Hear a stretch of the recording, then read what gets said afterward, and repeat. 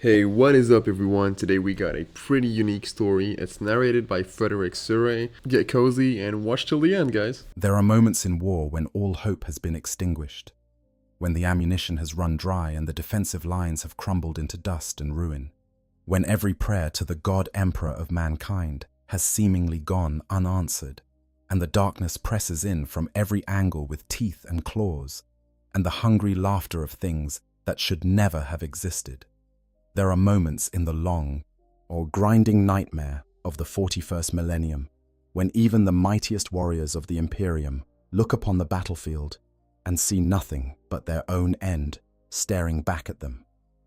And it is in those moments, those precise, impossible, final moments, that something extraordinary happens. The air itself begins to shimmer, as though heat were rising from metal left too long in a forge.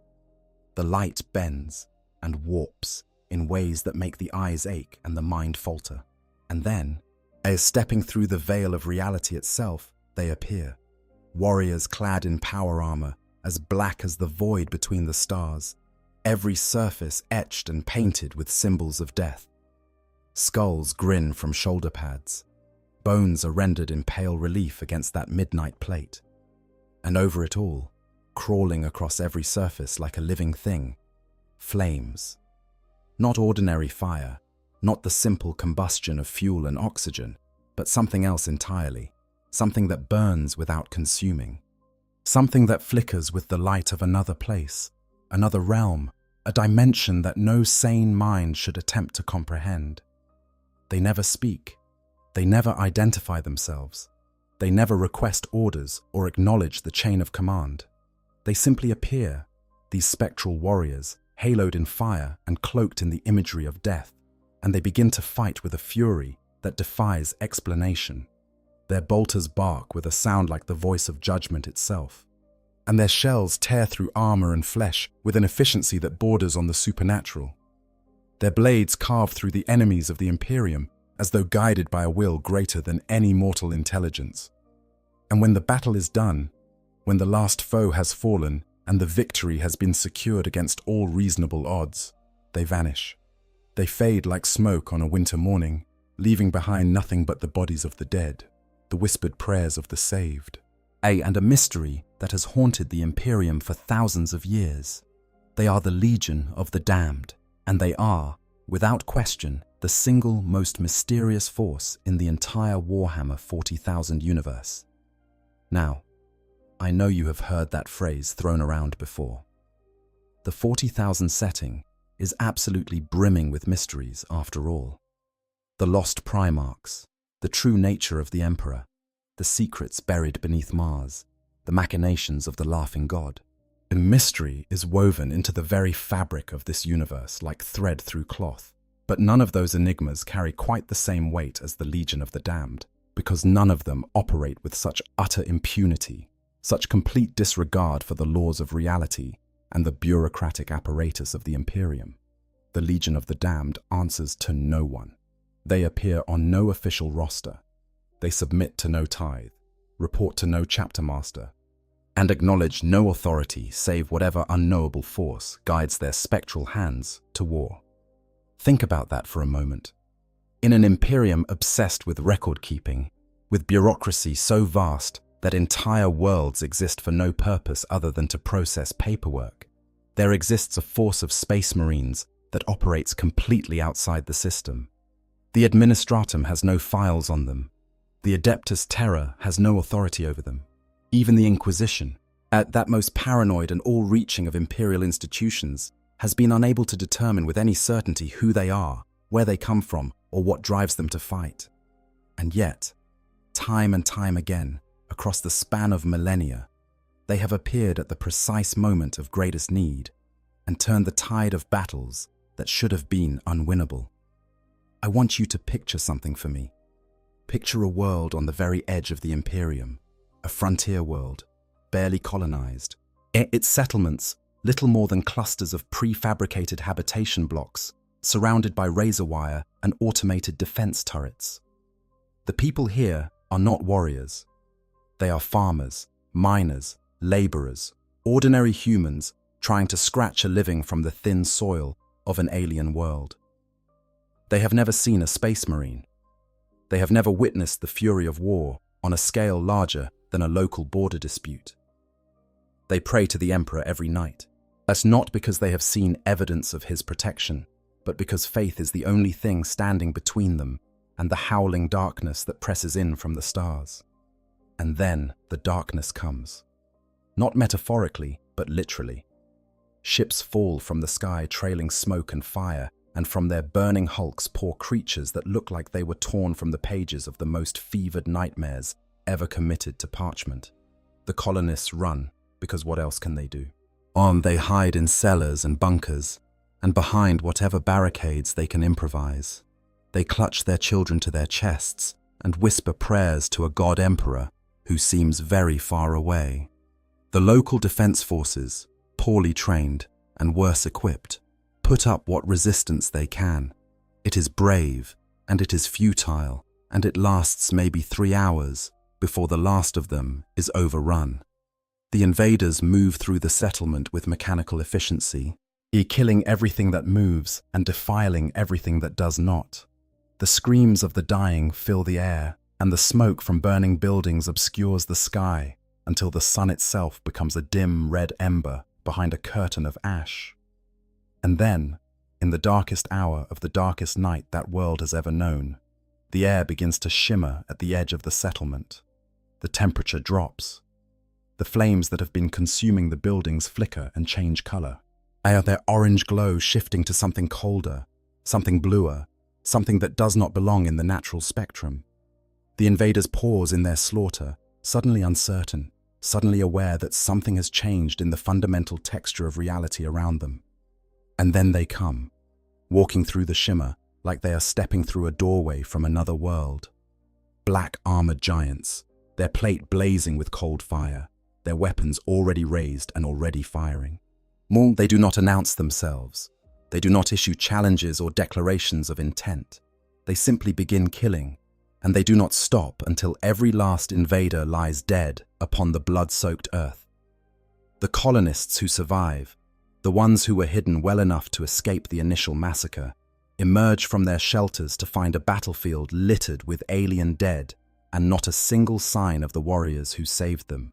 No footprints, no spent shell casings, no scorch marks from weapons fire, despite the wholesale slaughter that has clearly taken place.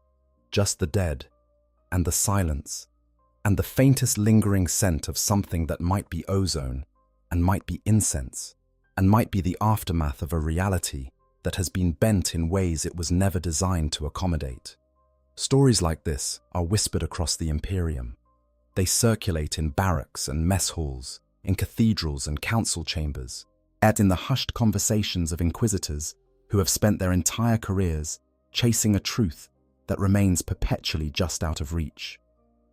They are stories of salvation from an impossible source, of rescue at the hands of warriors who should not exist, and who leave no evidence of their passage save the bodies of the Emperor's enemies. Tonight, we are going to pull back every layer of this mystery, as we are going to trace the Legion of the Damned from their very earliest origins in the real-world publication history of Warhammer 40,000, through the labyrinthine corridors of in-universe lore, across the battlefields where they have made their presence felt, and into the heart of every theory that has ever been advanced to explain their impossible existence. We are going to talk about the cursed founding and the tainted legacy of genetic experimentation gone wrong. When we are going to talk about the Firehawks, that ill-fated chapter whose story of loss and transformation forms the backbone of the most widely accepted explanation for the Legion's origins. We are going to talk about the Bardab War and the warp jump that changed everything. We are going to talk about a man named Attica Centurius and the soul-drinking skull he carries into battle. We are going to talk about spectral warriors who may be ghosts or demons or something entirely new. Something the Imperium has no name for and no framework to understand. So settle in. Get comfortable. Let me take you on a journey through one of the darkest and most fascinating corners of the 40K universe. This is the story of warriors who exist beyond the point of death, who fight for an emperor they may never again stand before, and who carry with them a mystery so profound that 10,000 years of imperial scholarship has failed to unravel it. This is the story of the Legion of the Damned.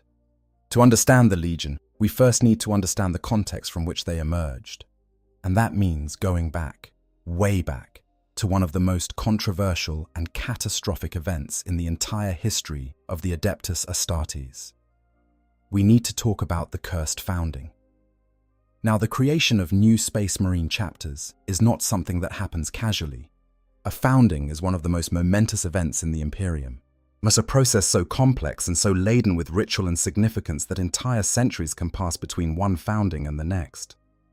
The process requires the careful cultivation of gene seed, the selection of a homeworld, the establishment of training facilities, the appointment of leadership, and 1,000 other logistical considerations that make the founding of a new chapter an undertaking of almost unimaginable scale.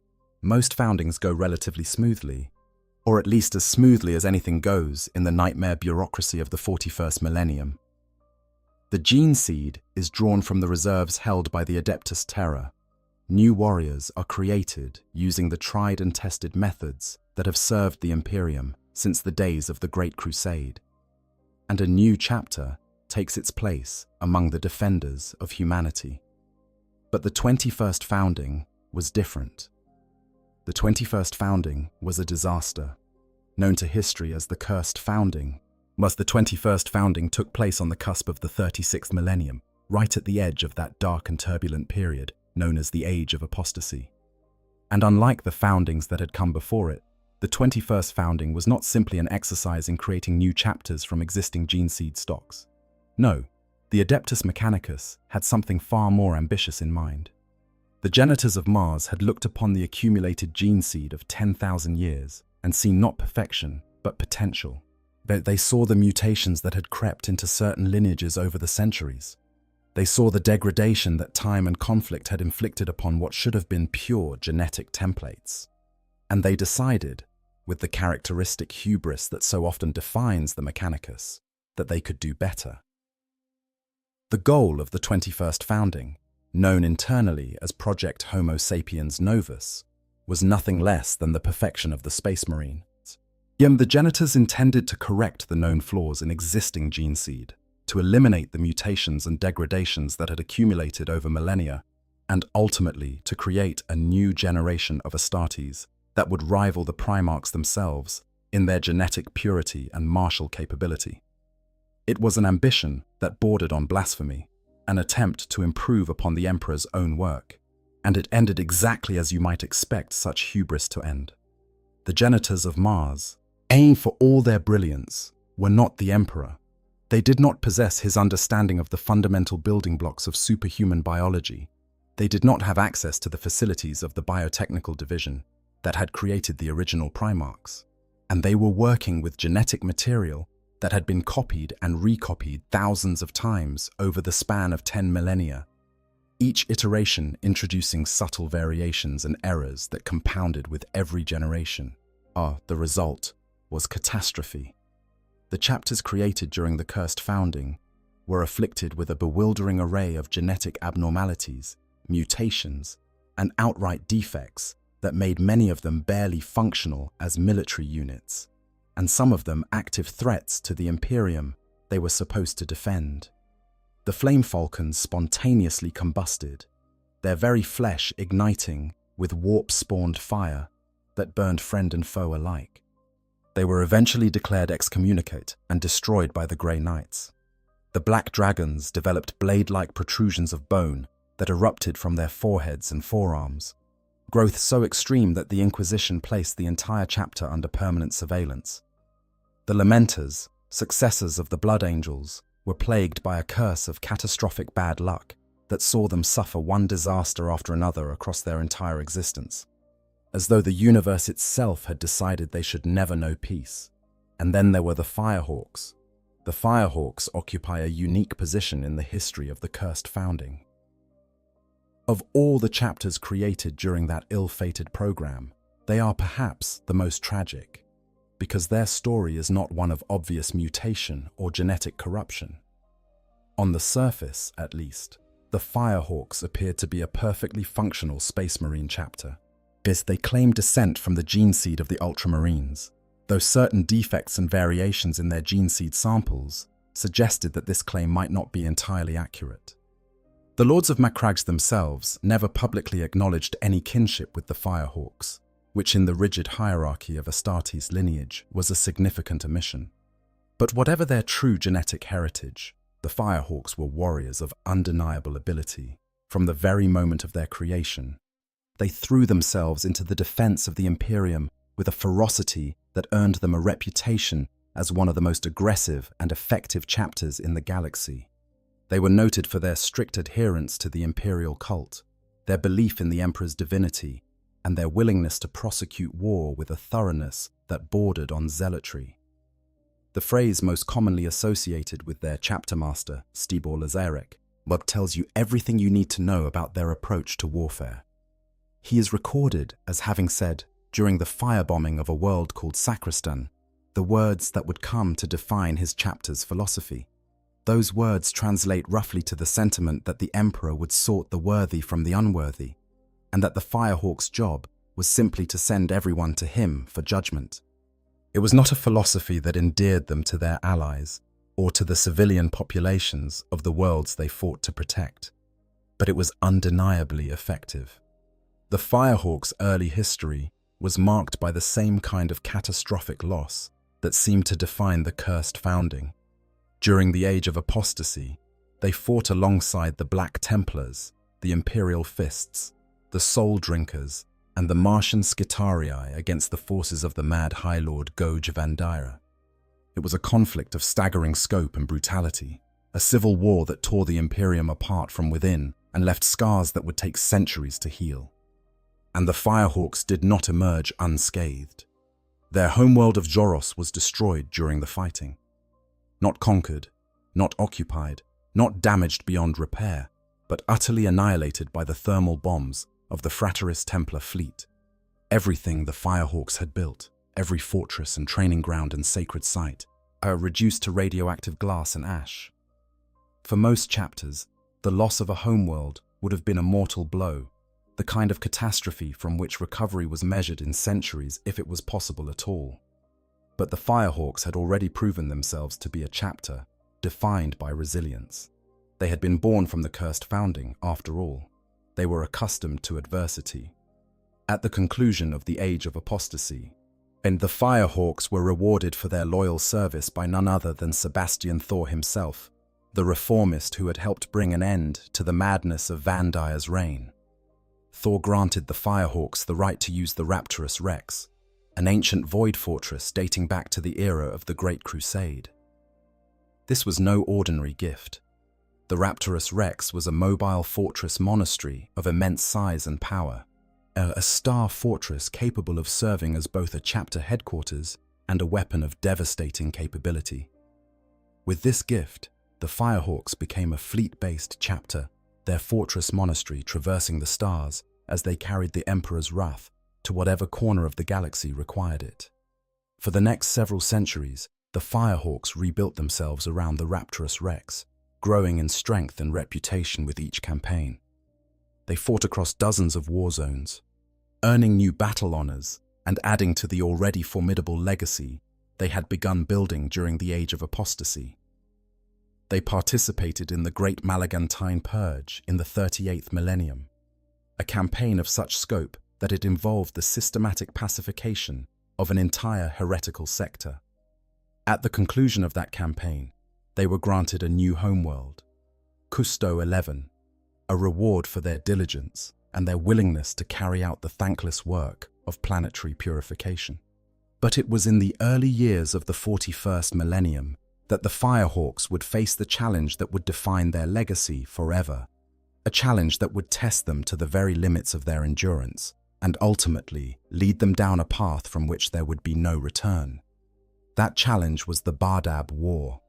The Bardab War is one of those conflicts that reveals the fundamental fragility of the Imperium's internal structure. On the surface, it was a relatively contained affair. It's a regional conflict centered on the Maelstrom Zone, a troubled region of space surrounding the Maelstrom, a massive warp rift similar in nature to the more famous Eye of Terror. But beneath that surface, the Badab War was something far more dangerous. It was a space marine civil war, a conflict in which brother fought brother, in which the very institutions designed to protect humanity turned their weapons against each other. At the center of this conflict was Lufft Huron, the chapter master of the Astral Claws and the self-proclaimed tyrant of Badab.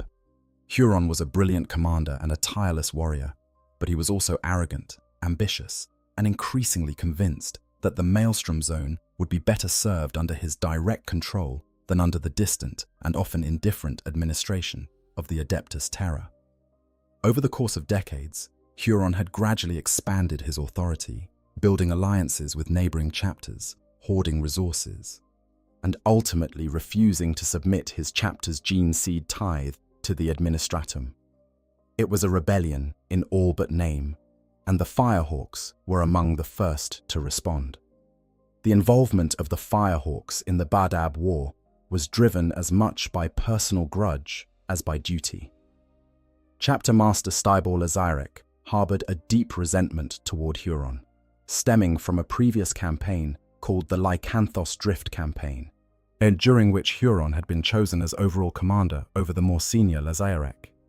This slight, whether real or perceived, had festered in Lazarek's mind for nearly a century, and when the opportunity arose to bring Huron to account, the Firehawks responded with characteristic aggression.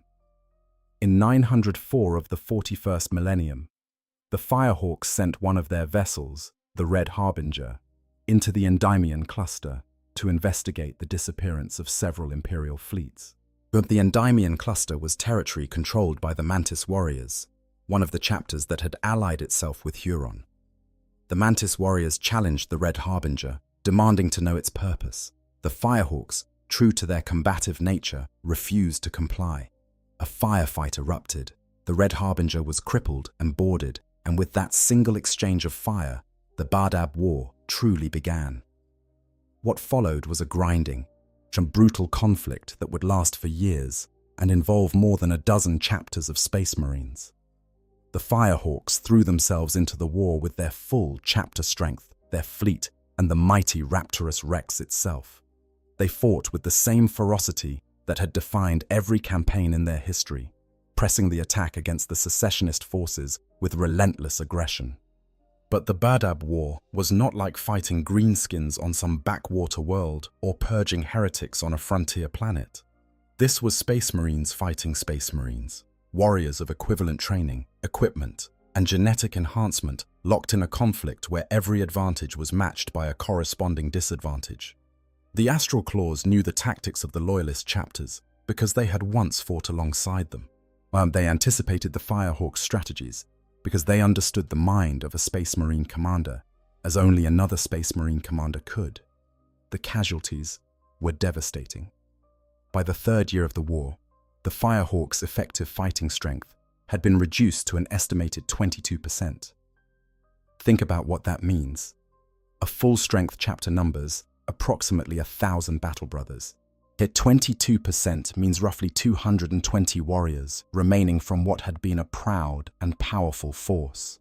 The chapter had been brought to the very brink of extinction, their numbers so depleted that Lazarek was forced to bow to Loyalist command pressure and withdraw his remaining forces to the rearguard. It was a bitter pill for a chapter that prided itself on aggressive action and relentless pursuit of the enemy. But Lazarek was nothing if not stubborn. Yet he petitioned for his chapter's return to the front lines and eventually succeeded, deploying the Raptorous Rex as the linchpin of the Angstrom blockade in the closing stages of the war. The Star Fortress proved to be the single most powerful warship in the Maelstrom Zone, and its deployment helped to break the back of the secessionist defenses. The Badab War ended with the fall of Huron, who was critically wounded by a combi melter blast from a Star Phantom's captain and forced to flee into the Maelstrom with the remnants of his chapter. There, sustained by the dark powers of chaos, Huron would be reborn as Huron Blackheart, the leader of the Red Corsairs, one of the most notorious Chaos warbands in the galaxy. But that is a story for another time. For the Firehawks, The end of the Badab War brought a measure of vindication. Men, they were among the chapters that sat in judgment over the secessionist forces, their chapter master helping to deliver the final verdict on those who had rebelled against the Imperium. They were rewarded with governorship over sectors within the Maelstrom Zone, recognition of their sacrifice and service during the conflict. But the Firehawks had been grievously wounded by the Badab War. Their numbers were drastically reduced, their fleet battered, their resources depleted. They needed time to rebuild, time to recruit and train new battle brothers, time to repair their ships and replenish their armories. What they got instead was another deployment. In 963 of the 41st Millennium, the Firehawks were ordered to the Crow's World subsector to deal with a significant force of Aeldari pirates that had been raiding Imperial shipping lanes and causing widespread disruption to trade and communication in the region. But the scale of the threat was such that the entire chapter fleet was deployed, the Raptorus Rex and 5 escort vessels, carrying more than 800 battle brothers and some 2,000 other personnel. The plan was straightforward. The Firehawks would make a warp jump from the Piraeus system, a distance of approximately 120 light-years, to Crow's World. Under normal circumstances, such a jump would take no more than 12 hours. The chapter fleet had made countless such transits before, and there was no reason to believe that this one would be any different. They were wrong. What happened next is one of the great tragedies of the Imperium's long history. The Firehawks' fleet entered the warp and simply vanished. Not delayed, not diverted, not slowed by adverse currents or unexpected storms. Vanished. The Raptorus Rex, 5 escort vessels, more than 800 space marines, and 2,000 support personnel were simply swallowed by the Imperium, consumed by the roiling chaos of that dimension of nightmares and madness. For 20 years, the Imperium waited. Search parties were dispatched. Astropaths strained to detect any trace of the Firehawk's psychic signature in the turbulent currents of the warp. Long-range augury probes scanned the expected transit corridor for any sign of wreckage or emergency beacons. Nothing was found. The Firehawks had disappeared as completely and as thoroughly as if they had never existed at all. So in 983 of the 41st Millennium, 20 years after their disappearance, the Firehawks were officially declared lost in the warp and assumed destroyed. The Bell of Lost Souls in the Imperial Palace on Holy Terror tolled 1,000 times, once for each battle brother who had been listed on the chapter's official roster. A black candle was lit in the Chapel of Fallen Heroes, a tradition reserved for the most catastrophic losses suffered by the Adeptus Astartes. The Firehawks were mourned, or memorialized and consigned to history. But history, in the grim darkness of the far future, has a way of refusing to stay buried. The truth of what happened to the Firehawks in the warp is pieced together from fragments of evidence recovered over the following decades, and from a single flight recorder that would eventually be discovered bearing the most chilling testimony in the history of the Adeptus Astartes. When the Firehawks' fleet entered the warp, they were immediately caught in a storm of unprecedented ferocity. The Geller fields that protected their vessels from the predatory entities of the Imperium were strained to their absolute limits. Ships were torn from formation. Communication between vessels was severed almost instantly. The navigators, those rare individuals whose mutant gifts allowed them to perceive the currents of the warp and guide ships through its impossible geography, were overwhelmed by the intensity of the storm, and many of them going mad or dying outright as the psychic pressure exceeded anything they had been trained to endure. Of the entire chapter fleet, only the Raptorus Rex survived the initial transit, along with perhaps one other vessel, a ship known as the Absolute. The 5 escort vessels were torn apart by warp turbulence, their crews and passengers consumed by the howling madness of the Imperium. Hundreds of battle brothers were lost in an instant, their gene seed irrecoverable, yet their names destined to become nothing more than entries on a casualty list that would never be compiled. But for the survivors aboard the Raptorus Rex, the nightmare was only beginning. When they finally emerged from the warp, they found themselves in the deep galactic east, far beyond the boundaries of any charted space, so distant from the Astronomicon that the Emperor's guiding psychic light was nothing more than a faint, a barely perceptible flicker on the very edge of their astropath's awareness. They were lost, truly and completely lost, in a region of space that no Imperial vessel had ever charted. And they were dying. The warp storm that had destroyed their fleet had done something far worse than simply scattering their ships. It had afflicted the surviving Firehawks with a contagion unlike anything recorded in the Imperium's vast medical archives. A warp-borne disease that attacked not just the body, but the very essence of the Space Marines it infected. Their flesh began to rot, slowly but inexorably, as though the corruption of the warp had seeped into their very cells and begun the process of decomposition while they still lived. Their gene seed was rendered completely unusable, contaminated beyond the ability of any apothecary to purify or salvage. And their sanity, that most precious and fragile of qualities in a universe where madness pressed in from every direction, began to unravel like cloth pulled at a single loose thread. Try to imagine what that must have been like for them. These were Space Marines, warriors engineered to endure pain that would kill an ordinary human 10 times over. They had been designed from the genetic level upward to be resistant to disease, to poison, to the corruption of chaos. They carried within their enhanced bodies 19 separate organ implants, each one a masterwork of biological engineering created by the Emperor himself, each one designed to make them faster, stronger, more resilient than any natural human could ever hope to be. And yet this warp contagion tore through all of those defenses, as though they did not exist. The apothecaries among the survivors worked frantically to understand and combat the disease, and they ran every diagnostic procedure in their arsenal, analyzed blood and tissue samples, attempted every treatment protocol they could devise. Nothing worked. The contagion was not a conventional pathogen.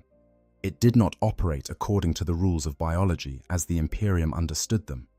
It was something born of the warp itself, a metaphysical infection that targeted not just the physical body, but the spiritual essence of those it afflicted.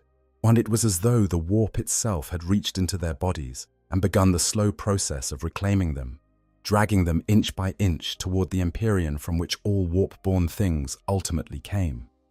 The deterioration was gradual, but inexorable. First came the discoloration, a pallor that spread across their skin like frost across a window pane. Then the wasting, their enhanced muscles losing mass despite the implants that should have maintained them. Their eyes grew hollow, as their cheeks sunken, their faces taking on the gaunt, skeletal appearance that would become the defining characteristic of the legion they were about to become. In the mirror, they saw death staring back at them, not the swift and glorious death of the battlefield, but the slow and degrading death of disease, the most un-Space Marine of all possible fates.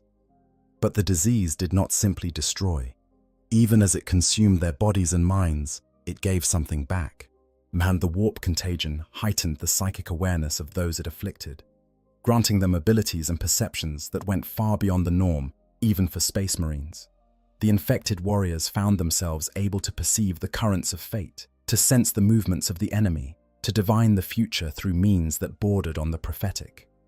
The Emperor's Tarot, and that ancient tool of divination that was used throughout the Imperium, as both a pastime and a means of seeking the Emperor's guidance, became a conduit through which the afflicted Marines could perceive not just possibility, but certainty.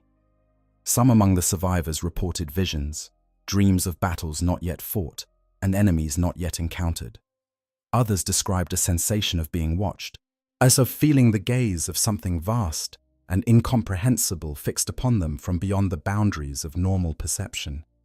A few claimed to hear whispers in the static of their vox channels, words in a language that no living being spoke, but that every warrior somehow understood. Whether these phenomena were symptoms of their deteriorating sanity or genuine manifestations of warp-enhanced perception, no one could say. But the results were undeniable. The afflicted Marines could predict enemy movements with uncanny accuracy. They could identify threats before they materialized. They could navigate the warp with a precision that should have been impossible without a functioning navigator. It was a terrible trade. Their bodies for power, their sanity for prescience, their humanity for something that was no longer entirely human. The surviving Firehawks, numbering perhaps 200 souls, had looked upon what they had become and made a decision that would echo through the millennia. They would not seek rescue.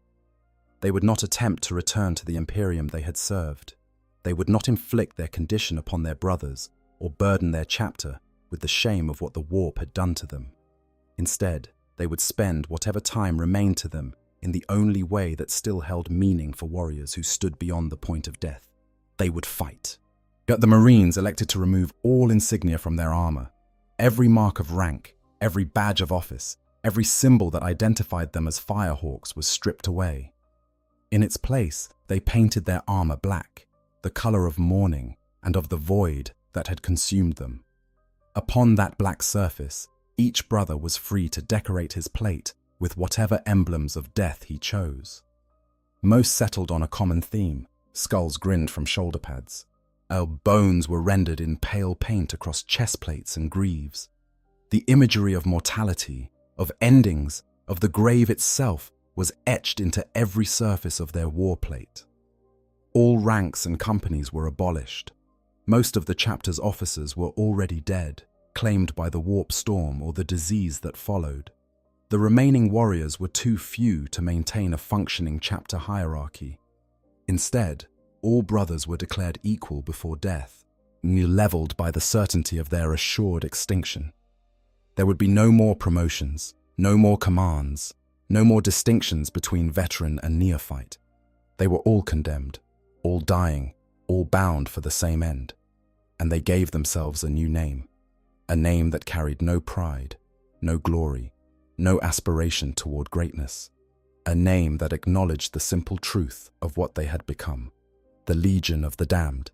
Upon their chapter banner, they inscribed a motto in High Gothic that has become one of the most haunting phrases in the entire lexicon of the Imperium. The words, translated from High Gothic, carry a simple but devastating meaning. For the Emperor, beyond the point of death. It was a declaration of loyalty that transcended mortality itself, a promise that even death would not release them from their duty, a vow that they would serve the Golden Throne until the last flicker of consciousness had been extinguished from their rotting, warp-touched bodies. And so the Legion of the Damned was born. Not from glory or honor or the careful deliberation of the High Lords of Terror, but from desperation, from disease, from the refusal of dying men to accept that their service had ended. It was, in its way, the most Space Marine thing imaginable. In the face of annihilation, when any reasonable being would have simply laid down and accepted the inevitable, these warriors chose to fight on. Their bodies were failing, their minds were fracturing, their gene seed was corrupted beyond salvation, and yet they picked up their weapons and went looking for enemies to kill. The contagion that consumed them was not simply a disease in the conventional sense. As it progressed, as it ate away at their flesh and eroded their sanity, and it also granted them something that defied medical explanation. Combat could initiate the final stages of the disease, triggering a transformation that was as terrifying as it was awe-inspiring. In battle, a legionnaire who reached the terminal phase of the contagion would experience a massive spike in power, entering a berserker state in which their supernatural abilities peaked.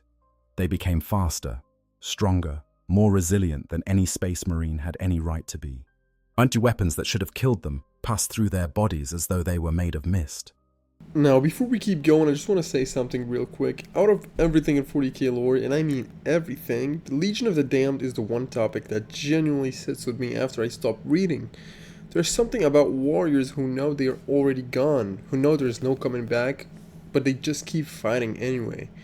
That hits different, and I think the reason this resonates with so many of us in the community is because it's not really about Space Marines or warp magic or any of that. It is about what you do when the situation is hopeless and nobody would blame you for giving up. And these guys just chose not to, every single time. I don't know if Games Workshop will ever give us a definitive answer on what the Legion actually is, and honestly, I kind of hope they don't, because some mysteries are just better left unsolved. But anyways, let's get back to the video. Flames erupted from their armor, not the mundane fire of promethium or plasma, but a cold, spectral blaze that seemed to burn with the light of another dimension entirely. And then, when the battle was done, they simply burned away. The fire consumed them completely, leaving behind nothing but ash and the faintest trace of something that might have been a soul's final breath. And it was as though the warp had granted them one last burst of terrible power in exchange for the final remnant of their physical existence. A bargain that no sane mind would accept, but one that the damned embraced without hesitation. Because to them, a glorious death in battle was infinitely preferable to the slow, degrading rot of the contagion's natural course. The emergence of the Legion of the Damned into the wider galaxy was gradual at first. The earliest signs came in the form of mysterious events in the Jakotal region in 986 of the 41st Millennium, when Imperial Navy vessels encountered unexpected devastation among greenskin-held territories. Worlds that should have been teeming with alien life were found scoured clean, their populations annihilated by a force that left no identifying traces. A year later, in the Marin subsector, a naval patrol vessel nearly collided with an unidentified ship. When the area was scanned, the patrol discovered two standard space coffins floating in the void. Inside were the bodies of two space marines in an advanced state of decay. The equipment serial numbers matched records belonging to the lost Firehawks, specifically to warriors who had been assigned to the Absolute, one of the vessels believed to have survived the initial warp transit. The bodies themselves could not be identified. The decay was too advanced, too complete. They're too far beyond anything that natural decomposition could account for. But the true revelation came the following year, in 988 of the 41st Millennium, when an Imperial research station fell under attack from a massive greenskin assault. The defenders fought desperately for 3 hours, their ammunition dwindling and their casualties mounting with every passing minute.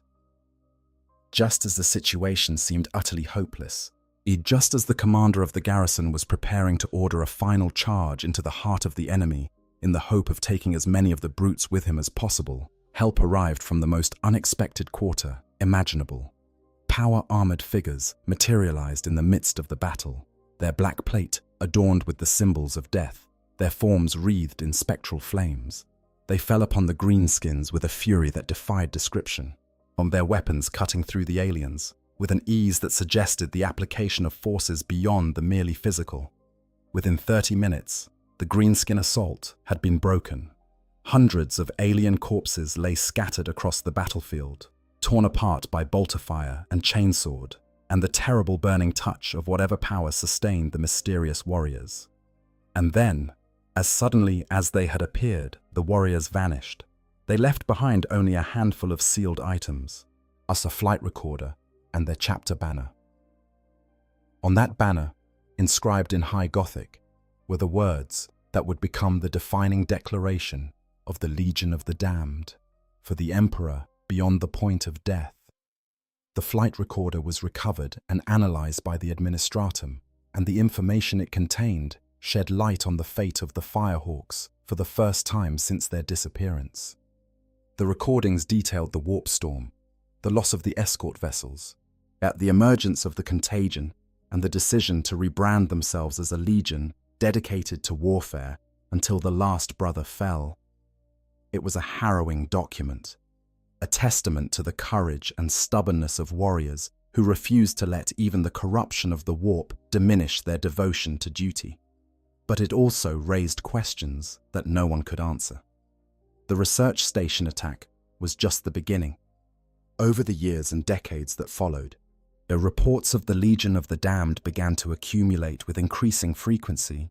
They appeared on worlds scattered across the entire galaxy, often in theaters of war separated by thousands of light years, and bearing no obvious strategic connection to one another. They fought greenskins and Chaos Marines, Eldari raiders and renegade Imperial forces, tyrannid bioforms, and the ancient terrors of the Necrons. No enemy was beneath their notice, and no battlefield was too remote or too dangerous for their intervention. What made these appearances truly remarkable was not their frequency, but their timing. The Legion of the Damned did not appear at the beginning of battles, when the outcome was still in doubt. They did not reinforce positions that were holding steady or provide support to forces that were merely struggling. They appeared only in the final, desperate moments of conflicts that were already lost.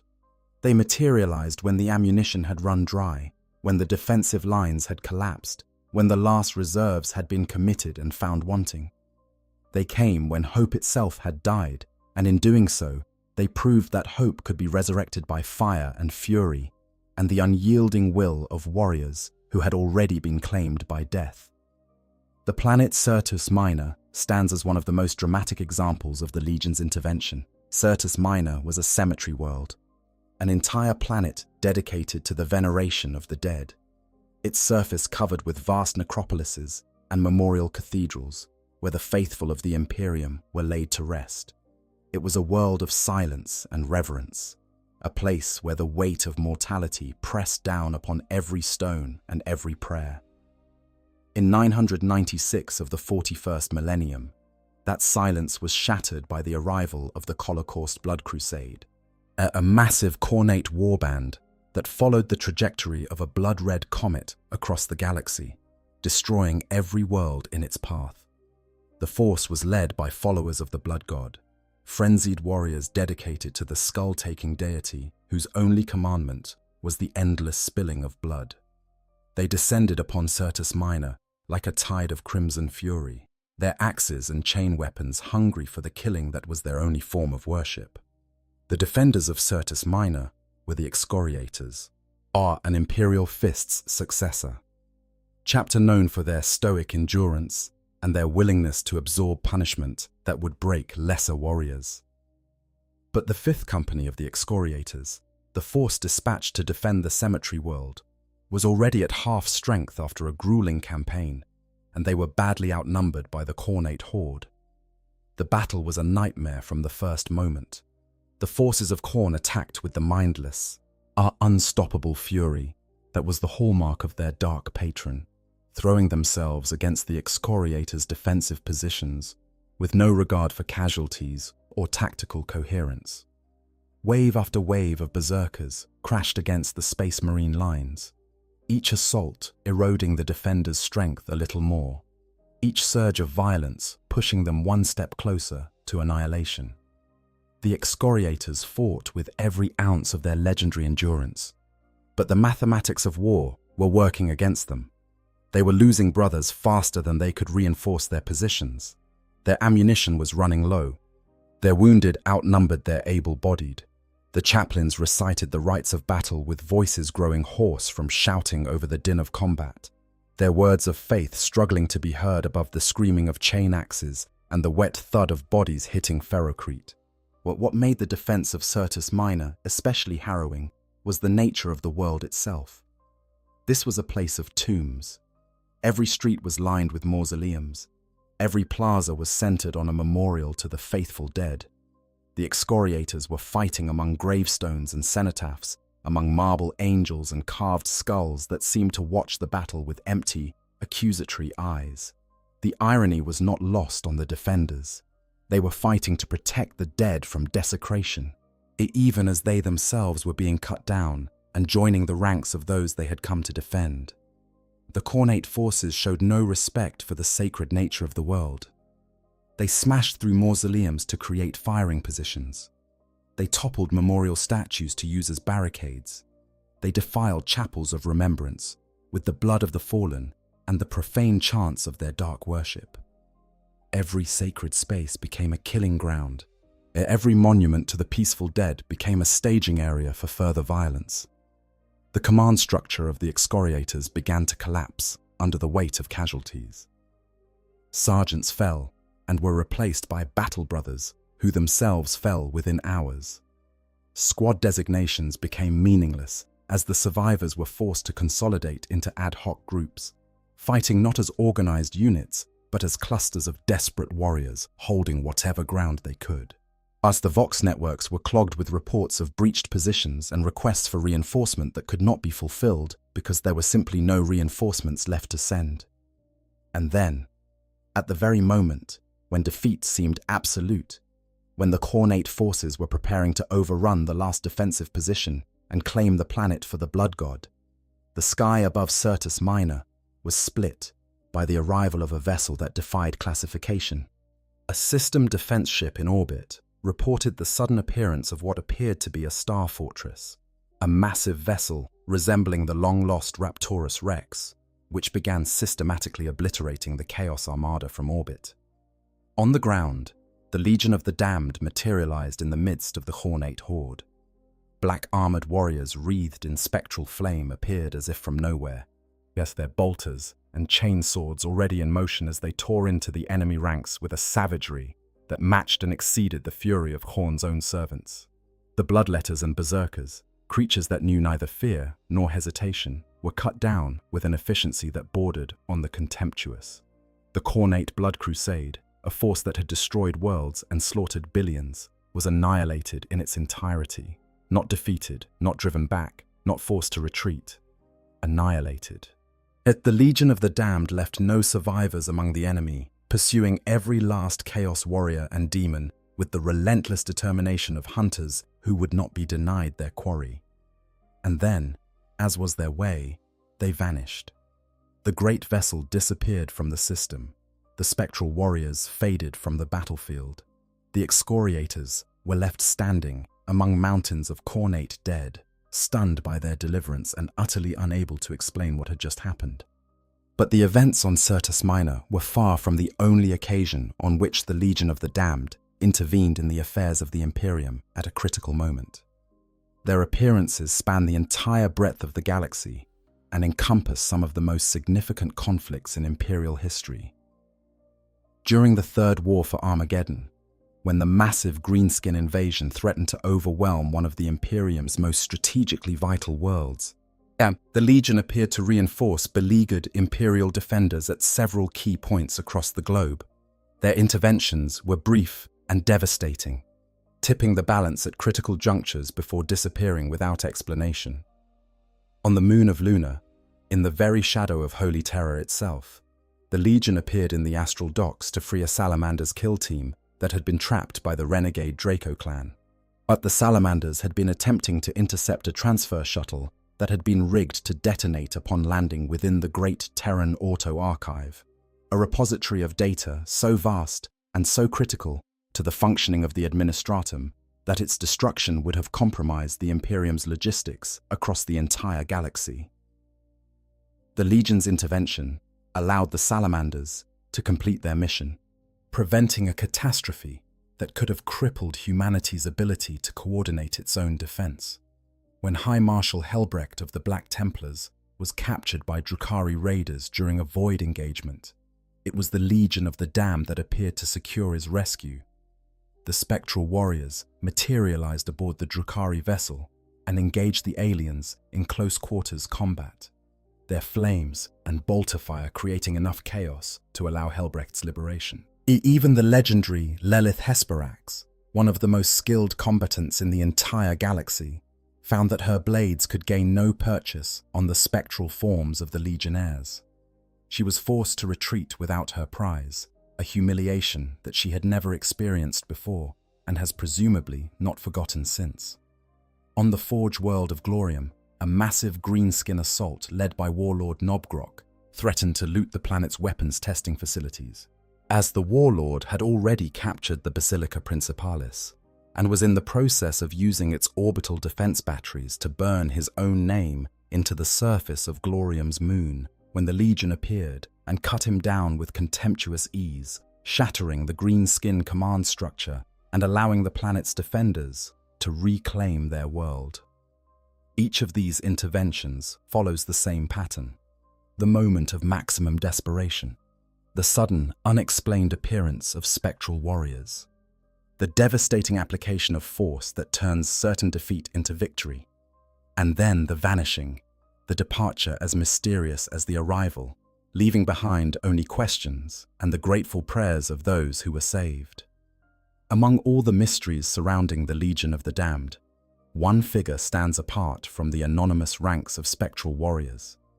One individual who has been identified, named, and observed across multiple engagements spanning centuries. His name is Attica Centurius, and he is, as far as anyone can determine, the only member of the Legion to have been identified with any degree of certainty. Centurius is believed to have been a veteran sergeant of the Firehawks' honored First Company before the chapter was lost in the warp. His armor, like that of all legionnaires, bears no rank insignia or chapter markings, only the ubiquitous symbols of death that define the Legion's visual identity. But he is distinguished from his brothers by one remarkable artifact, an ancient relic that marks him out as something more than just another warrior in the Legion's ranks. He carries the Animus Malorum. The Animus Malorum, which translates from High Gothic as something close to Soul of the Damned, is an ancient imperial relic that takes the form of a skull. Not a sculpted representation, not a carved ornament, but an actual skull, one that bears 3 Astartes long-service studs bolted into its forehead. I am suggesting that it once belonged to a space marine of considerable experience and tenure. Some scholars have speculated that the skull may have once belonged to Chapter Master Stibor Lazarek of the Firehawks, the same fiery and combative leader who led the chapter through the Badab War and into their final, fateful warp jump. Others believe it may have an entirely different and potentially far older origin. Whatever its history, the Animus Malorum is a weapon of terrifying power. Accounts of its use vary in their specific details, but all agree on the fundamental nature of its capabilities. When Centurius unleashes the power of the Animus Malorum, the skull's empty eye sockets blaze with an unholy light. The target of this baleful gaze begins to wither, their life force visibly draining from their body as the relic draws forth their very soul. The process is agonizing for the victim and seemingly effortless for the wielder, and as though the Animus Malorum were designed for precisely this purpose and had been refined over millennia to perform it with maximum efficiency. But the truly remarkable aspect of the Animus Malorum is not what it takes, but what it gives back. Each time the relic claims a soul, the phantasmal energy that surrounds the nearby legionnaires intensifies. Their spectral aura grows denser, more substantial, more resistant to physical harm. Rent armor reforms as though the damage had never occurred. A wound's close and intangible flesh knits together. And most disturbingly of all, fallen legionnaires rise to do battle once more, their destroyed forms reconstituting from the energy harvested by the Animus Malorum to fight again. It is, in essence, a recruitment tool as much as it is a weapon. The Animus Malorum allows the Legion of the Damned to replenish their numbers in a manner that defies every understanding of biology, technology, and the natural order. The dead are raised. The fallen are restored. The Legion endures. There is evidence to suggest that this process extends beyond the simple resurrection of existing legionnaires. In the short story penned about the Animus Malorum and its wielder, there are indications that Centurius has used the relic to recruit new members into the Legion. Space Marines who fall in battle, particularly those who die in circumstances where their bodies cannot be recovered by their own chapters, and may find themselves given a choice by Centurius. Join the Legion and continue to serve the Emperor beyond the point of death, or simply cease to exist. It is a grim bargain, but for a warrior who has already given everything in service to the Golden Throne, the opportunity to continue fighting, even in a transformed and spectral state, may hold a certain appeal. After all, what greater honor could there be for a Space Marine than to serve the Emperor forever, even if that service comes at the cost of everything that once made them who they were? The existence of Centurius and the Animus Malorum raises profound questions about the true nature of the Legion of the Damned. If the Legion can recruit new members, if it can replenish its ranks with warriors who were never Firehawks, then the simple explanation that the Legion is merely the remnant of a lost chapter becomes insufficient. The Legion would be something more, as something that transcends its origins and has become a self-perpetuating force of spectral warriors, drawing its membership from the vast pool of fallen Astartes. that the Imperium's endless wars produce in staggering numbers. And that possibility opens the door to theories far stranger and far more unsettling than the already disturbing story of a chapter lost in the warp. The truth is that nobody knows, with any certainty, what the Legion of the Damned truly is. As the Firehawks theory is the most widely accepted explanation, and it has the most evidence to support it. From the equipment serial numbers recovered from the space coffins in the Maran subsector, to the chapter banner left behind at the research station, to the flight recorder that detailed the transformation from Firehawks to Legion of the Damned. But even the most ardent supporters of the Firehawks theory have to acknowledge that it does not explain everything. And it does not explain how a force of approximately 200 dying Marines has managed to sustain itself for over 1,000 years. It does not explain how the Legion appears simultaneously on battlefields separated by thousands of light years. And it does not explain the increasingly supernatural nature of the Legionnaires themselves, whose abilities have grown far beyond anything that a warp contagion alone could account for. So, let us examine the other theories that have been advanced to explain the Legion's existence, because each one illuminates a different facet of this endlessly fascinating mystery. The first alternative theory is what we might call the psychic backlash theory. This is the idea that the Legion of the Damned is not a physical force at all, but a psychic phenomenon, a manifestation of the collective trauma and fury of the entire Adeptus Astartes given tangible form. Proponents of this theory point to the cataclysmic events of the Horus Heresy, the betrayal at Istvan, the massacre at the drop site, the death of Primarchs, the shattering of legions that had fought side by side since the dawn of the Great Crusade.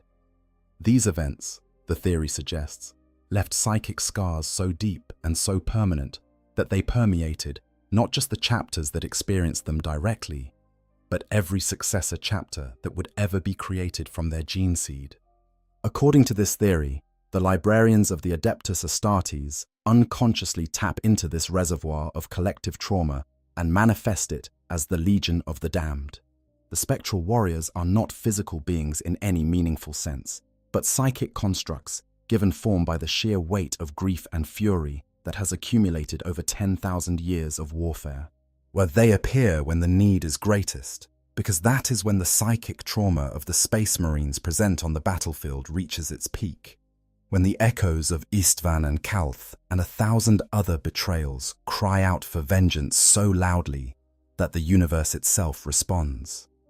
This theory has the advantage of explaining many of the Legion's most puzzling characteristics. Their ability to appear anywhere in the galaxy, regardless of distance or warp conditions. As makes sense if they are psychic manifestations, rather than physical beings who must travel through normal space or the warp. Their tendency to appear only in the presence of other Space Marines, which is a consistent feature of almost all recorded sightings, makes sense if they are generated by the psychic emanations of Astartes' minds. And their spectral, intangible nature, their ability to shrug off wounds that would destroy a normal warrior and to fade from existence at will. This makes perfect sense if they are constructed from psychic energy rather than flesh and bone. But the theory also has significant weaknesses. It does not explain the physical evidence recovered from the Maran subsector, the space coffins containing actual Space Marine bodies.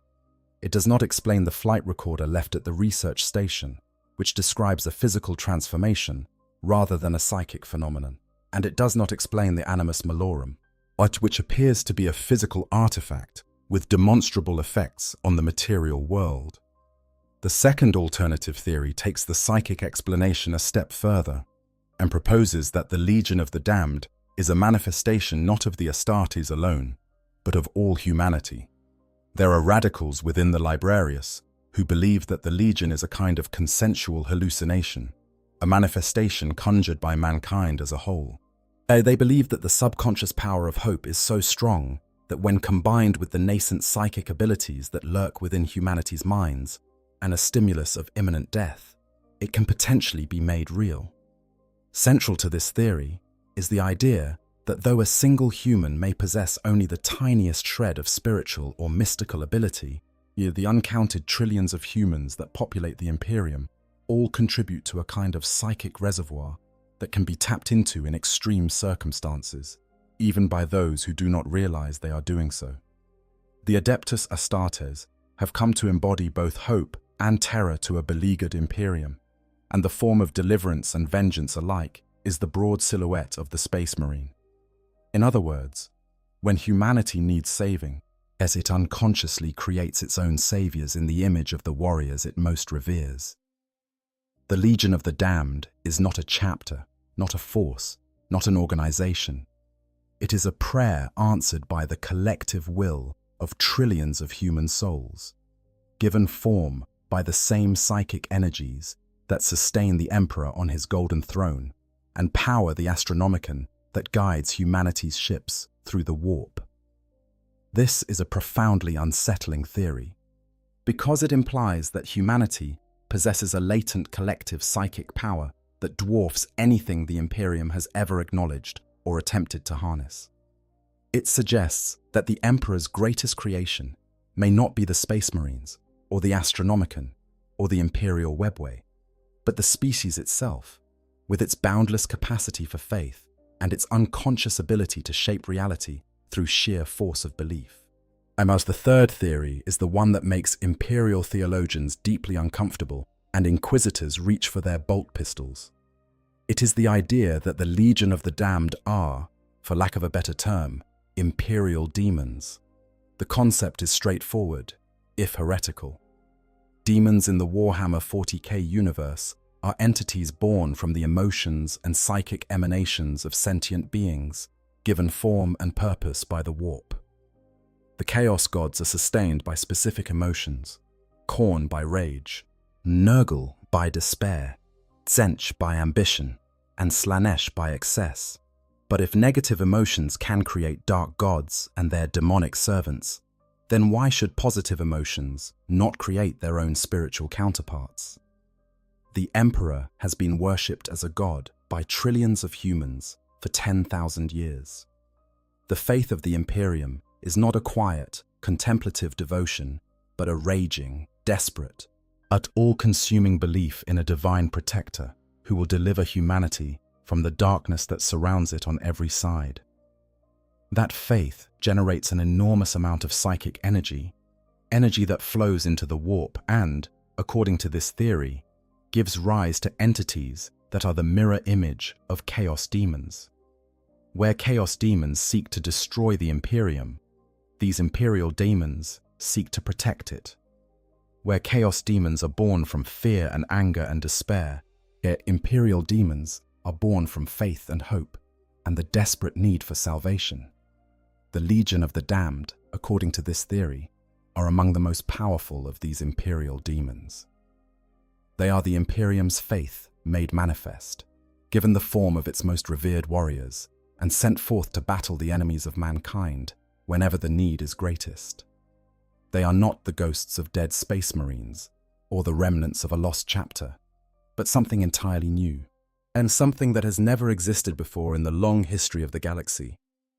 They are the proof that faith can move mountains, or at the very least, it can create spectral warriors capable of annihilating entire armies. The Aeldari, interestingly, seem to support this interpretation. A quote attributed to an Aeldari autarch states, with characteristic bluntness, that the Legion of the Damned are simply demons. The Aeldari, with their deep understanding of the warp and its inhabitants, all would presumably know a demon when they saw one, and their identification of the Legion as demonic entities lends considerable weight to this theory. The fourth theory draws upon events depicted in the novel The Master of Mankind, one of the most significant works in the Horus Heresy series. During the Webway War, when the forces of chaos breached the Emperor's great project and threatened to pour into the Imperial dungeon beneath the palace itself, while the Emperor unleashed a devastating psychic assault against the demonic horde. And as part of that assault, he manifested a host of blazing warriors, spectral figures wreathed in fire, who fought alongside the Custodes and the Silent Sisters in defense of the Webway. Picture this scene for a moment. The tunnels of the Webway, that vast network of interdimensional corridors that the Emperor had spent decades trying to open for humanity's use, had been breached by the energies of chaos, Demons poured through the breach in numbers that defied comprehension, a tide of malice and hunger that threatened to sweep aside everything in its path. The Custodes, the Emperor's personal guardians, the finest warriors ever created by human hands, fought with everything they had, and it was not enough.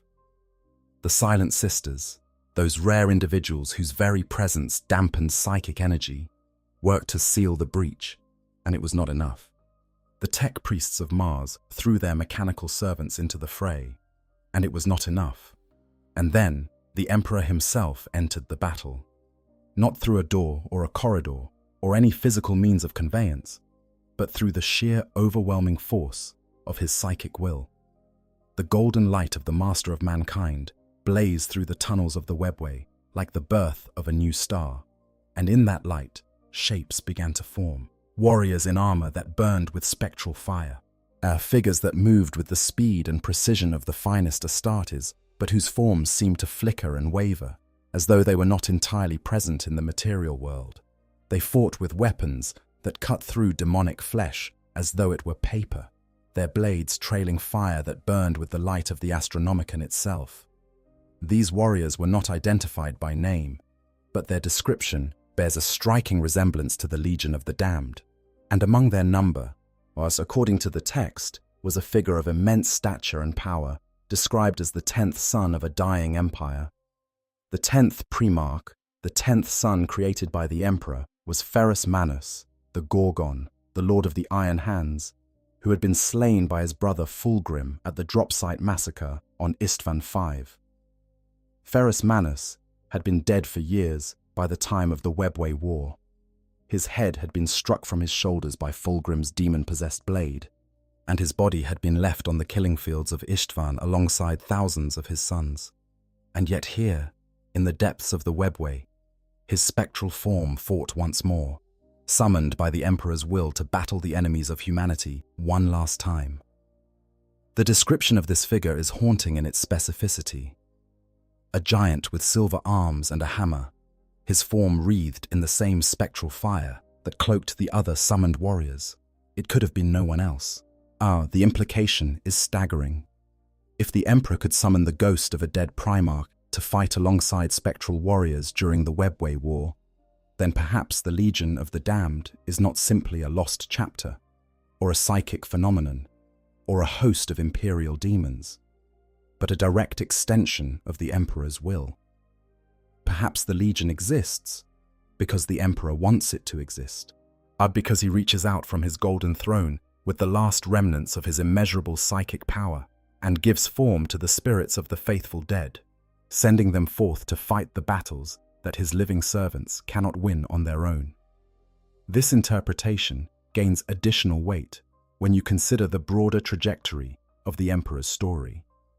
For 10,000 years, he has sat upon the golden throne, his body a withered husk sustained only by arcane technology and the daily sacrifice of 1,000 psykers. The Imperium has long assumed that the Emperor is passive, that he maintains the Astronomicon and keeps the warp gate beneath the palace sealed shut, but otherwise takes no active role in the affairs of his domain. But the Webway War scene suggests something different. It suggests that the Emperor's power has not diminished over the millennia, but may have actually grown, fed by the faith of trillions and refined by 10,000 years of continuous psychic exertion. If that is true, then the Legion of the Damned may be just one manifestation of a much larger phenomenon, a sign that the Emperor is not simply enduring upon his throne, but actively fighting to protect his Imperium in ways that the living cannot perceive. Now, the author of The Master of Mankind has stated that he did not intend the spectral warriors in his novel to be the Legion of the Damned, and that the connection is one that fans have drawn, rather than one that he explicitly wrote.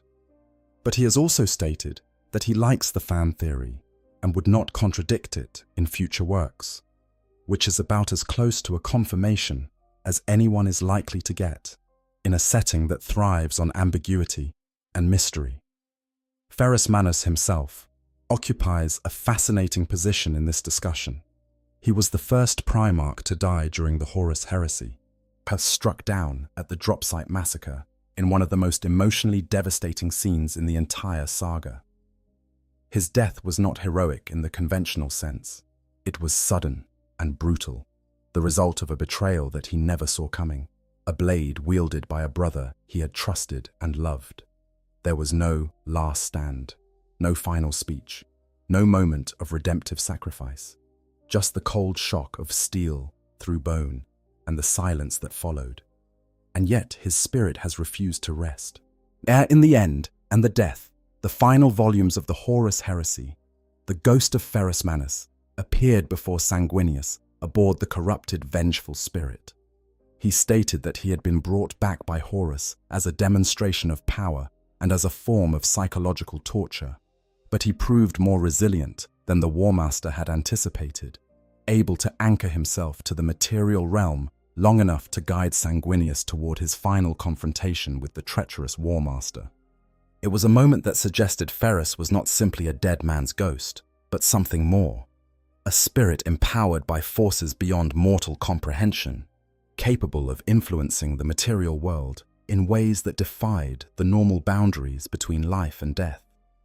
If Ferrus Manus can exist as a spectral presence within the warp, fighting at the Emperor's command and appearing to his brothers in their moments of greatest need, then the connection to the Legion of the Damned becomes not just plausible but compelling. The Legion may be led, at least in some metaphysical sense, by the spirit of a dead Primarch.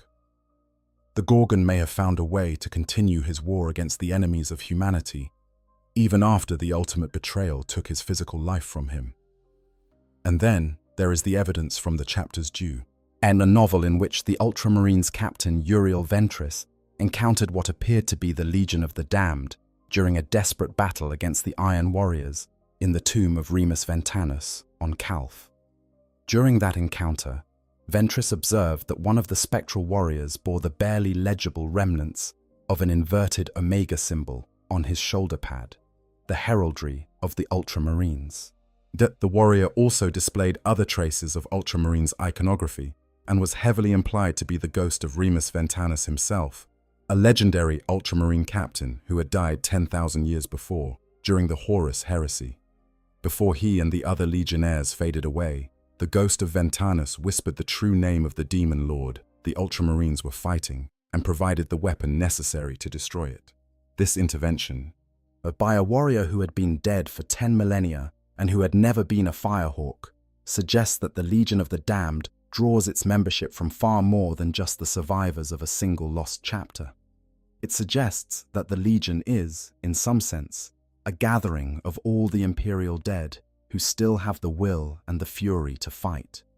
Every Space Marine who ever fell in battle, every warrior whose spirit refused to accept the finality of death, every hero whose devotion to the Emperor burned so brightly that not even the grave could extinguish it, all of them potentially serving in the ranks of the Legion of the Damned. The opening of the Great Rift in the closing years of the 41st Millennium, that cataclysmic event known as the Cicatrix Maledictum, changed many things across the galaxy. It split the Imperium in half, while cutting off entire sectors from the light of the Astronomicon and plunging billions of worlds into darkness and isolation. It unleashed demonic incursions on a scale not seen since the Horus Heresy, and it created a period known as the Noctis Aeterna, the Blackness, during which warp travel and astropathic communication became all but impossible. The Noctis Aeterna was, by any measure, the single most devastating event to befall the Imperium since the heresy itself.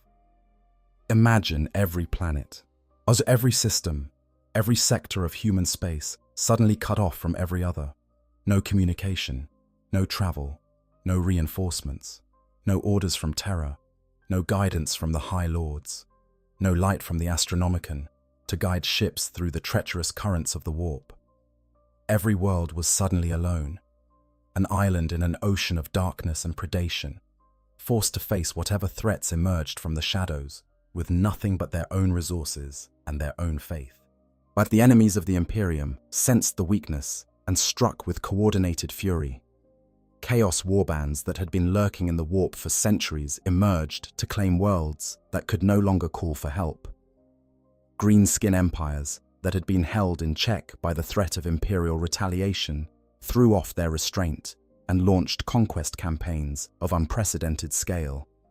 The Tyrannid hive fleets, those mindless, hunger-driven swarms from beyond the galaxy's edge, pressed their attacks with renewed intensity, sensing that the prey species they had traveled across the intergalactic void to consume was suddenly vulnerable in ways it had never been before. And through it all, in every theater of war, on every embattled world, the Legion of the Damned appeared. During this period of unparalleled crisis, the Legion manifested with a frequency and an intensity that dwarfed anything in their recorded history. They materialized on Baal, and the homeworld of the Blood Angels, where the sons of Sanguinius were fighting a desperate last stand against the tendrils of Hive Fleet Leviathan. The Blood Angels, one of the most storied and beloved chapters in the entire Adeptus Astartes, had been pushed to the very brink of annihilation. Their fortress monastery was breached. Their defenses were overwhelmed. Commander Dante, the oldest living space marine in the Imperium and a warrior whose service stretched back millennia, had committed his last reserves and seen them swallowed by the endless tide of alien bioforms. And then the spectral warriors appeared, burning through the chitin-armored ranks of the Tyrannids with the cold fire that was their signature. They fought alongside the Blood Angels in the chapter's darkest hour, their presence buying the precious time that would allow Dante and his brothers to make their final charge.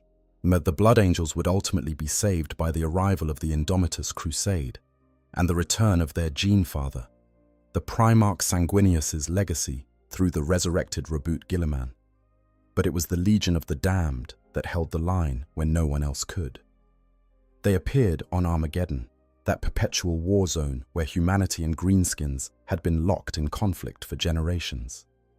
They manifested on Antagonis and 100 other worlds, unemerging from the darkness that had swallowed the galaxy to fight the enemies of the Imperium with a fury that seemed to intensify in proportion to the desperation of the situation. All communications had been cut. Warp travel was impossible. No reinforcements could arrive through conventional means. And yet, somehow, the Legion found a way. When the Astronomicon went dark and the Imperium was plunged into a night that seemed like it would never end, yet the Legion of the Damned burned brighter than ever, as though the darkness itself had summoned them, as though the greater the need, the more powerful their response. There is something poetic about that, something that speaks to the deepest human instinct for hope. The darker the night, the brighter the flame. The more dire the situation, the more certain the salvation. It is the pattern that defines every story of the Legion's intervention. He elevated during the Noctis Eterna to a scale that beggars the imagination. One of the most intriguing aspects of the Legion's appearances during this period was that they seemed to operate completely independently of the Astronomicon. Every other form of warp navigation in the Imperium depends, to some degree, on the Emperor's psychic lighthouse. Without it, ships are blind, navigators are useless, and travel through the warp becomes a suicidal gamble. But the Legion appeared on worlds across the galaxy during a period when the Astronomicon was completely dark, suggesting that whatever guides them through the warp is not the same mechanism that guides every other Imperial vessel. They navigate by some other means, some other light, some other guiding principle that functions even when the Emperor's beacon has been extinguished. This observation has led some scholars to suggest that the Legion may be guided by the Emperor's will directly, rather than by the Astronomicon. The Astronomicon is a tool, a beacon, a lighthouse that projects a fixed signal into the warp. But the Emperor's will is not a fixed signal. It is a living, dynamic force that can be directed, focused, and deployed with purpose and precision. If the Emperor is directing the Legion personally, if he is using some portion of his psychic power to guide them to the battlefields where they are most needed, then the darkening of the Astronomicon would be irrelevant. The lighthouse might go dark, but the lighthouse keeper is still very much awake. During the 13th Black Crusade, when Abaddon, the Despoiler, led the forces of chaos in a massive assault on the fortress world of Cadia, the Legion assisted in the assault that destroyed the power core of a Blackstone fortress, one of the most powerful weapons in the Chaos arsenal. It was a contribution that proved critical to the defense of Cadia, even though that world would ultimately fall to the fury of Abaddon's onslaught. The destruction of the Blackstone fortress was one of the few genuine victories achieved by the Imperial forces during the fall of Cadia, and the fact that the Legion of the Damned played a role in it speaks volumes about the scope of their involvement in the Imperium's most significant conflicts. And in the aftermath of Cadia's fall, as the Great Rift tore open and the galaxy was split in two, the Legion appeared more frequently than ever before. Their interventions were reported from every corner of the Imperium, from the most heavily defended fortress worlds to the most remote frontier outposts. Wherever the enemies of the Emperor pressed their advantage, wherever the faithful cried out for salvation in the darkness, the Legion answered. The implications of this increased activity are profound. If the Legion of the Damned is truly the remnant of the Firehawks, then their survival for over 1,000 years and their ability to appear on hundreds of worlds simultaneously requires an explanation that goes far beyond anything conventional science or even conventional warp phenomena can provide. If they are psychic manifestations, then the scale of their activity during the Noctis Eterna suggests that humanity's latent psychic power is growing at an alarming rate, was potentially foreshadowing the great psychic awakening that many within the Imperium have long feared and anticipated. And if they are Imperial demons, born from the faith of trillions and shaped by the Emperor's will, then their increased activity may be the clearest sign yet that something fundamental is changing in the relationship between the material universe and the warp. The Emperor has sat upon the Golden Throne for 10,000 years, sustained by the sacrifice of 1,000 psychers every day. His psychic power holding shut the gate that would otherwise allow the denizens of the warp to pour into reality and consume everything humanity has built. If that power is growing, if the Emperor is not simply maintaining a static defense, but actively projecting his will into the galaxy in new and unprecedented ways, then the Legion of the Damned may be just the first manifestation of something far greater and far more terrifying than anyone has yet imagined. Perhaps the most beautiful and most terrifying thing about the Legion of the Damned is that we may never know the truth. Games Workshop, the creators of Warhammer 40,000, have deliberately maintained the ambiguity surrounding the Legion's origins and true nature for nearly 4 decades. And since their first appearance in White Dwarf magazine in 1988, in an article by Rick Priestley. That original article was far more explicit than modern lore, straightforwardly identifying the Legion as the Firehawks and explaining their transformation in relatively clinical terms. But over the years, as the lore has evolved and deepened, the simple explanation has been layered over with competing theories, conflicting accounts, and deliberate obfuscation until the truth has become as obscured as the faces of the Legionnaires themselves behind their skull-faced helms. The evolution of the Legion in real-world publication history is itself a fascinating story. When Rick Priestley first wrote about them in 1988, the Warhammer 40,000 universe was a very different place. The lore was more explicit, more willing to provide definitive answers rather than tantalizing ambiguities. The Firehawks were the Legion of the Damned, a full stop. There was no mystery, no competing theories, no sense that there might be more to the story than what was printed on the page. But as the setting matured, as it grew from a relatively simple science fiction wargame into one of the richest and most complex fictional universes in the world, the Legion of the Damned matured with it. The 1995 Codex Ultramarines introduced them in the form we recognize today, with their distinctive visual identity and their reputation for mysterious, last-minute interventions.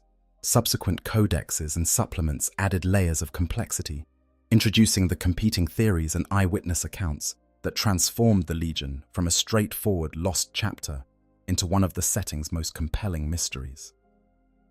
Rob Sanders' novel about the defense of Syrtis Minor brought them to vivid life in long-form fiction, and giving readers their most detailed look yet at how the Legion operates. and what it feels like to be saved by warriors who seem to exist halfway between the living and the dead.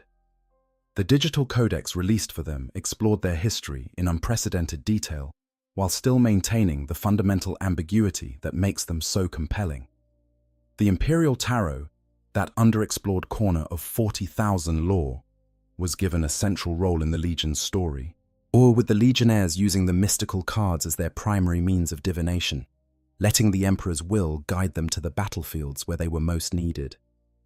On the tabletop, the Legion of the Damned has occupied a unique niche. Their models, with their distinctive skull motifs and painted flames, have been some of the most striking miniatures in the entire range. Their rules have reflected their lore, with abilities like Deep Strike, representing their sudden materializations, and Invulnerable Saves, representing their spectral resilience. They have since been moved to the Warhammer Legends series, which means their rules are still available for play, but they are no longer being actively updated or supported with new models. It is a kind of limbo that feels oddly appropriate for warriors who exist between life and death, between the material world and the warp, between memory and oblivion. There are those who hope that the Legion will return to the forefront of the game, perhaps with new models and new rules that reflect the expanded lore that has developed around them in recent years. The connection to Ferrus Manus alone could provide the basis for an entire range of new miniatures and narrative content. Imagine a new character kit for the spectral Gorgon, wreathed in the same ghostly flames that define the Legion's visual identity, leading a force of the damned into battle against the enemies of the Emperor. Imagine new Legionnaire kits that capture the haunting, otherworldly quality of warriors who exist between worlds, their armor cracked to reveal not flesh but bone and ghost fire. The potential is enormous, and the fan demand is certainly there. But even if they never receive another model or another rule update, the Legion of the Damned will endure in the imaginations of fans and in the lore of the setting, because their story touches on something fundamental about the human condition. There is a concept in philosophy called the absurd, the recognition that human beings constantly seek meaning in a universe that offers none, and that the proper response to this recognition is not despair, but defiance. The philosopher Albert Camus wrote about Sisyphus, condemned by the gods to push a boulder up a hill for all eternity, only to watch it roll back down each time he reached the summit. As Camus argued that we must imagine Sisyphus happy, because the act of pushing the boulder, the refusal to surrender to the meaninglessness of his task, was itself a form of triumph. The Legion of the Damned embodies this principle in the most literal way imaginable. They are warriors condemned to an existence of eternal battle, their bodies rotting, their minds fracturing, their very souls being consumed by the same force that grants them their terrible power. But they push their boulder up the hill with every battle, and they know that the boulder will never reach the summit, that there will always be another enemy, another world to save, another desperate last stand to make, and yet they fight. Not because they expect victory in any ultimate sense, but because the fighting itself is the only expression of will and purpose that remains available to them. We are all, in some sense, fighting battles that we know we cannot ultimately win. We are all, and in some sense, living in the shadow of mortality, aware that our time is finite and that the darkness will eventually claim us. And the Legion of the Damned speaks to the part of us that refuses to accept that this knowledge should diminish our resolve or our willingness to fight for what matters. They are warriors who know they are already dead, who know that their bodies are failing and their minds are fracturing and their very souls are being consumed by forces beyond their control. And they fight anyway. They fight not because they expect to survive, but because the fight itself is the only thing that still gives their existence meaning.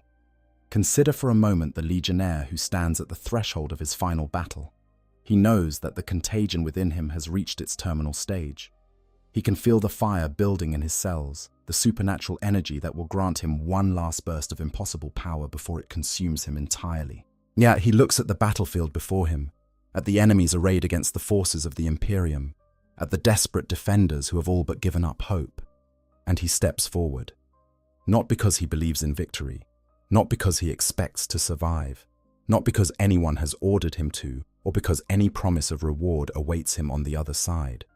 He steps forward because that is what he is, a warrior of the Emperor, beyond the point of death, beyond the reach of fear, and beyond the diminishment of flesh and the erosion of memory. In that final moment, he is everything a space marine was ever meant to be: pure purpose, pure will, pure defiance against the darkness. And when the fire takes him, when the warp contagion reaches its crescendo and his physical form is consumed in a pillar of ghostly flame, he does not scream. He does not rage against the ending. He simply fights until the very last instant. Yet his final bolt round finding its mark even as his body dissolves into ash and light and the fading echo of something that might have been a prayer. There is something deeply human about that, something that transcends the science fiction trappings and the gothic excess and the inherent absurdity of a universe in which genetically enhanced super soldiers fight demonic entities with chainswords. Underneath all of that, yet the Legion of the Damned tells a story about the power of defiance in the face of annihilation, about the refusal to surrender even when surrender is the only rational option, about the belief that some things are worth fighting for even when the cost of fighting is everything you have. It is also worth noting how the Legion of the Damned functions within the broader mythology of the Imperium.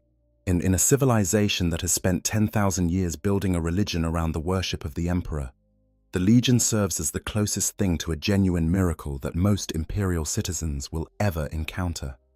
The ecclesiarchy teaches that the Emperor protects, that his divine will shields the faithful from the horrors of the galaxy, that those who serve him with sufficient devotion will be rewarded with his blessing. For most citizens, these are articles of faith, or beliefs held without evidence, hopes maintained against the crushing weight of a universe that seems designed to extinguish hope. But the Legion of the Damned provides evidence, not conclusive evidence, not the kind of proof that would satisfy an inquisitor or a Magos, but evidence nonetheless. They are the answer to the prayer whispered in the bunker when the walls are closing in. They are the salvation that arrives when salvation is impossible. They are the physical manifestation of the idea that the Emperor hears, that he cares, that he sends his warriors to protect the faithful, even when every rational assessment suggests that he has abandoned them. Whether this interpretation is accurate, whether the Emperor actually guides the Legion, or whether they are the product of some other phenomenon entirely, is almost beside the point. What matters is what the Legion represents to the people of the Imperium. Hope, the stubborn, irrational, the beautiful belief that the darkness does not have the final word, that somewhere, beyond the edge of despair, beyond the point where logic and reason have exhausted themselves, there exists a force that fights for the light. In the grim darkness of the far future, there is only war. That is the central thesis of Warhammer 40,000, the phrase that defines the setting and establishes its tone. But the Legion of the Damned suggests an addendum to that thesis. Yes, there is only war. But within that war, there is also something else. There is loyalty that transcends death. There is duty that outlasts the body that performs it. There is a fire that burns without consuming, a light that shines in the deepest darkness, a force that comes unbidden when all hope has been extinguished and says, with the thunder of bolter fire and the roar of spectral flames, that the Emperor's wrath endures. Who are they? The Firehawks are transformed by warp contagion into something more and less than human. The psychic echoes of 10,000 years of warfare, given form by the collective trauma of the Adeptus Astartes. Imperial demons, born from the faith of trillions and shaped by the Emperor's dying will. The ghosts of every fallen space marine who ever served, gathered together in a legion that knows no end and acknowledges no defeat, the Emperor's own spectral army. Led perhaps by the ghost of a dead Primarch, whose silver hands still grip his hammer even beyond the grave. Perhaps they are all of these things. Perhaps they are none of them. Perhaps the truth is something that no human mind can comprehend, a mystery so profound that it will never be solved because it was never meant to be. The Imperium has spent thousands of years trying to understand the Legion of the Damned, and it has gotten no closer to an answer than it was when the first spectral warriors appeared on that besieged research station all those centuries ago. And maybe that is the point.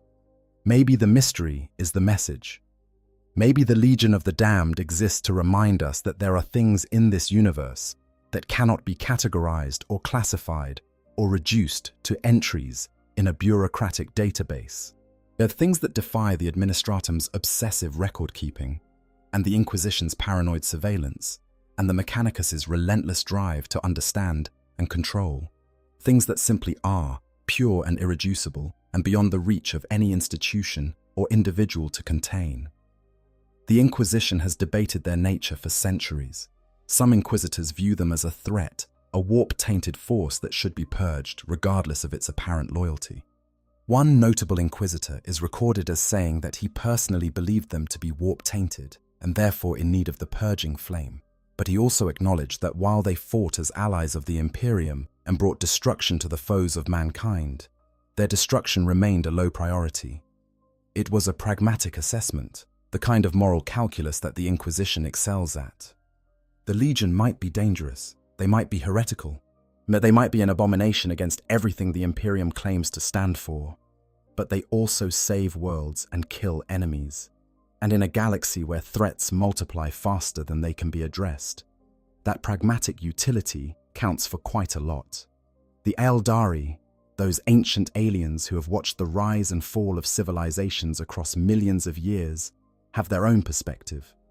An autarch of the Eldari has declared them simply demons, entities born from the warp, and bound to the will of whatever power created them.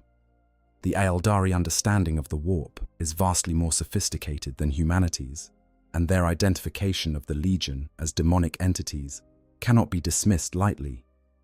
But even the Eldari may not have the full picture. Their understanding of human psychic potential is necessarily limited by their own very different relationship with the Imperium, and the Legion of the Damned may represent something that even the ancient wisdom of the Eldari cannot fully categorize. The Legion of the Damned fights for the Emperor. That much is certain. Everything else is speculation, and that is exactly what makes them the most fascinating, the most terrifying, and the most hauntingly beautiful mystery in the entire Warhammer 40,000 universe. Somewhere out there, in the vast emptiness between the stars, as a vessel of unknown classification drifts through the warp, its bulk is immense, approximately 670 cubic kilometers of fused metal and ancient technology, its shape resembling two interlocked imperial aquillas. At its center sits a massive torpedo tube, whose firepower has been sufficient to destroy celestial objects. Some have identified this vessel as the Rapturus Rex, that ancient star fortress given to the Firehawks by Sebastian Thor so many centuries ago. Others are not so sure, noting differences in configuration and scale that suggest something older, something stranger, something that may never have been built by human hands. Within that vessel, if vessel it truly is, the Legionnaires wait. They wait between battles, between manifestations, between the moments of desperate need that summon them from wherever they dwell when the galaxy does not require their services. Do they sleep? Do they dream? Do they remember the men they were before the warp claimed them? Or have they passed beyond such mortal concerns entirely, becoming something that operates purely on the level of purpose and will, stripped of everything that once made them individual and unique? We do not know. We may never know. And perhaps that is exactly as it should be. For the Emperor, beyond the point of death. If you enjoyed this deep dive into one of the 40,000 universe's greatest mysteries, and make sure to hit that like button and subscribe to Q on 40,000 for more atmospheric lore explorations. Drop a comment below with your own theory about the Legion of the Damned. Are they the remnants of the Firehawks? Imperial demons? The Emperor's own spectral army? I want to hear what you think. Turn on notifications so you never miss a new video, and I will see you in the next one. Until then, stay safe out there in the grim darkness. I hope you guys enjoyed the story. Make sure to hit the subscribe, like, share button, whatever you want. Give me some feedback if there's any. And yeah, sleep well.